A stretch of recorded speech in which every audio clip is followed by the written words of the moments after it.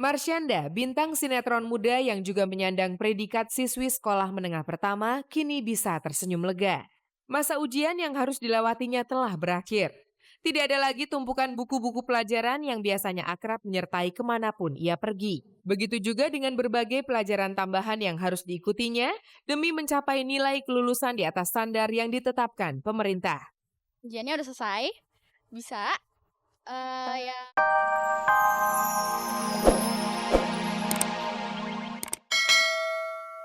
Selama asik menikmati kesendiriannya itu, banyak kabar miring dihembuskan tentangnya. Di antaranya Krisna dicap sebagai gay atau kaum homoseksual. Malah pernah tersebar kabar ia telah melangsungkan pernikahan dengan sesama jenis di Belanda. Kalau gue dianggap sebagai gay ya alhamdulillah, berarti orang perhatiin gue gitu kan. Berarti orang ada perhatian ke gue gitu. Tapi sayang sekali perhatiannya salah gitu. Jawaban Krisna tentang hal tadi sebenarnya sudah berulang kali ia kemukakan. Tapi anehnya, gosip bahwa ia seorang gay tidak kunjung reda. Malah terakhir kedekatannya dengan Benigno juga dihubung-hubungkan ke arah hal itu. Gue nggak bisa menyetop atau memberhentikan jalan pemikiran orang atau apa yang orang pikirkan terhadap gue. Itu hak masing-masing. Jadi ya udah kita masing-masing ini aja jangan mengganggu kehidupan masing-masing karena gue juga nggak pengen mengganggu kehidupan orang. Pemirsa, itulah prinsip Krisna dalam menghadapi gunjingan tentang dirinya. Cukup terbuka dan bijaksana. Pemirsa, ada cerita menarik tentang kisah percintaan yang mungkin memiliki hubungan erat dengan keberadaan Krisna yang sampai sekarang masih tetap sendiri, yaitu tentang pengalaman cinta pertamanya dengan seseorang yang sampai sekarang terus melekat. Kelas 3 SD tuh gue udah jatuh cinta sama teman sekelas gue gitu. Gue inget namanya Mardiana. Sekarang gue berani ngomong gini. Gue nggak tahu dia ada di mana sekarang karena udah lama banget ya. Waktu SD itu kira-kira gue tahun 79. Nah, sampai sekarang memang tipe-tipe wanita ideal gue tuh seperti si Mardiana ini gitu ya, yang agak skull gitu. Face-nya juga nggak terlalu cantik tapi unik gitu loh, nggak ngebosenin gitu. Terus orangnya juga yang ramah, gitu. Terus baik, agak-agak pemalu gitu. Jadi makin gemes.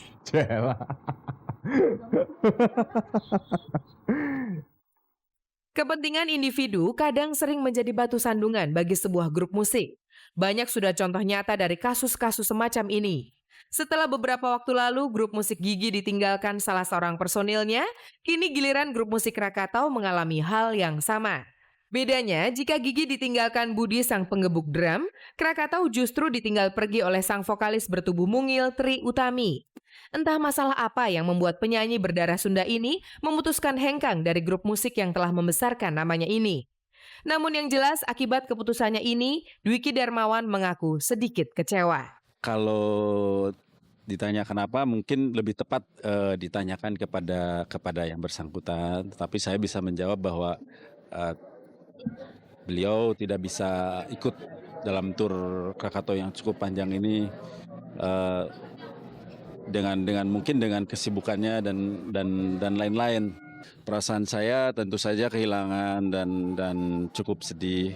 Tapi kita tidak bisa meratapi itu. Kita harus berupaya untuk tetap berjalan, menampilkan apa yang kita miliki.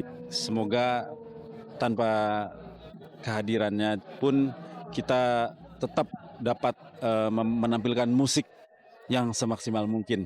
Patah tumbuh, hilang berganti. Mungkin itulah pepatah yang tepat untuk melukiskan kondisi Krakatau saat ini. Meski kini Krakatau telah mendapat vokalis pengganti Tri Utami, sepertinya Krakatau tetap harus mempersiapkan diri untuk kembali mencari vokalis pengganti.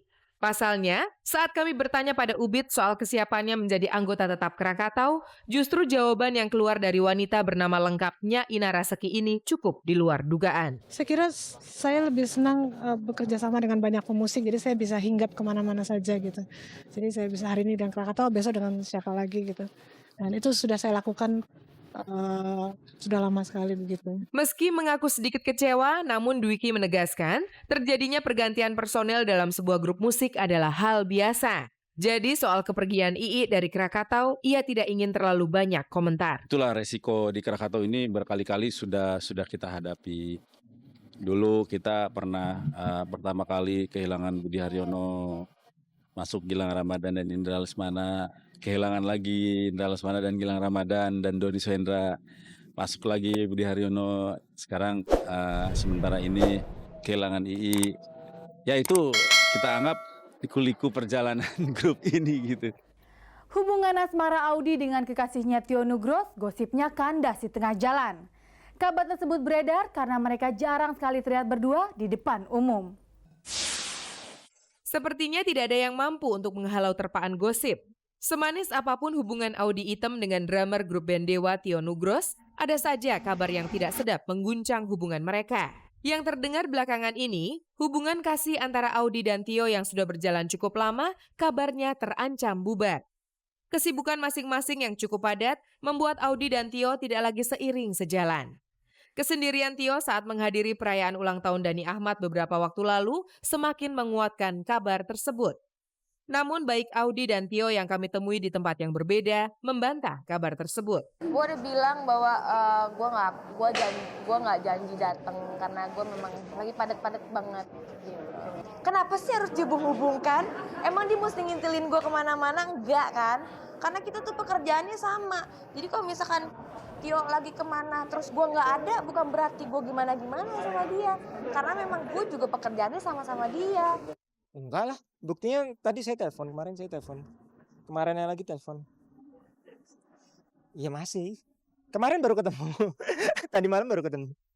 Kalau disebut-sebut hubungan mereka tidak berjalan lancar karena kurangnya waktu untuk bersama, lagi-lagi Audy dan Tio membantahnya.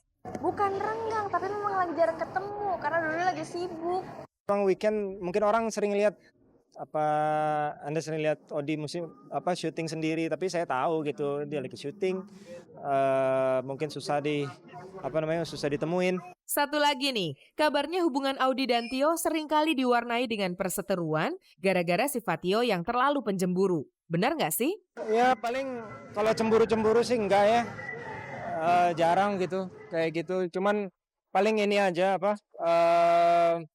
ya kayak tadi aja, maksudnya kayak nggak bisa ketemu terus kayak gitu agak kesal-kesal sedikit. Ya cuman mesti diterima, ya ini kan kerjaan. Soal kabar putusnya hubungan cinta mereka bukan sekali dua kali ini saja terdengar. Audy dan Tio pun mengakuinya, meski bertanya-tanya dari mana asal sumbernya. Dan biasanya mereka santai saja menanggapi hal tersebut. Gue heran deh, banyak banget sih nyangka-nyangka kayak gitu. Sekali lagi, Audy dan Tio sepakat untuk menjawab kalau kabar tersebut sama sekali tidak benar. Yang benar, hingga saat ini keduanya masih berstatus sepasang kekasih. Baik, gak ada apa-apa. Marsyanda, bintang sinetron muda yang juga menyandang predikat siswi sekolah menengah pertama, kini bisa tersenyum lega. Masa ujian yang harus dilewatinya telah berakhir. Tidak ada lagi tumpukan buku-buku pelajaran yang biasanya akrab menyertai kemanapun ia pergi. Begitu juga dengan berbagai pelajaran tambahan yang harus diikutinya demi mencapai nilai kelulusan di atas standar yang ditetapkan pemerintah. Ujiannya udah selesai, bisa. Ya mudah-mudahan dapat bagus lah NEM-nya. Ya mudah-mudahan sih lulus dengan nilai yang bagus juga, NEM yang bagus juga gitu. Ketegangan yang ia alami saat ujian kemarin kini tinggal cerita. Begitu juga saat pusing-pusingnya mengerjakan soal pelajaran ilmu pengetahuan sosial yang paling ia jauhi. Terus soalnya aku sih sendiri kurang suka sama belajar IPS, jadi nggak ada yang nggak ngerti gitu, jadi agak susah. Tapi ya mudah-mudahan nggak dapat jelek lah. Nggak suka aja mau pelajaran, tapi kalau masalah menghafal sih ya apa-apa, cuman nggak tahu. Biasanya kalau mengerjakan pelajaran yang tidak dikuasai, otak suka mendadak buntu. Kalau sudah kepepet gitu, nyontek suka jadi alternatif lain daripada kertas ujian kosong melompong. Kalau kamu gitu juga nggak? Gitu nggak ya? Kenapa? Ya dikit kali ya. Main kucing-kucingan, tapi main kucing-kucingan kayak gimana? Bisa jadi sebentar lagi seragam SMP yang ia kenakan itu akan segera dipensiunkan. Sekarang, meski belum dinyatakan sebagai mantan siswi SMP, ia sudah diterima di sebuah sekolah menengah atas di kawasan Jakarta Selatan. Kalau soal sekolah, aku udah tes dan udah diterima di level Kebayoran. Iya, aku sebenarnya prioritasin swasta. Aku pengen masuk swasta karena sistem pengajarannya lebih baik. Terus ya pokoknya aku lebih milih swasta lah. Nama Tata Yang, penyanyi asal negeri Thailand, memang tidak akrab di telinga pecinta musik di Indonesia.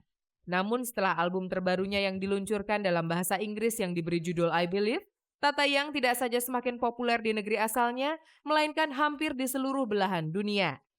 Lewat lagu andalannya yang berjudul Sexy Naughty Bitchy, Tata Yang berhasil menembus dunia tarik suara internasional. Lagunya yang beraliran ultra funky pop itu langsung menarik perhatian para pecinta musik di dunia, termasuk di Indonesia. Khusus untuk Indonesia, artis yang mendapat predikat seksi ini sengaja meluangkan waktu guna melakukan promo album perdananya dalam bahasa Inggris itu.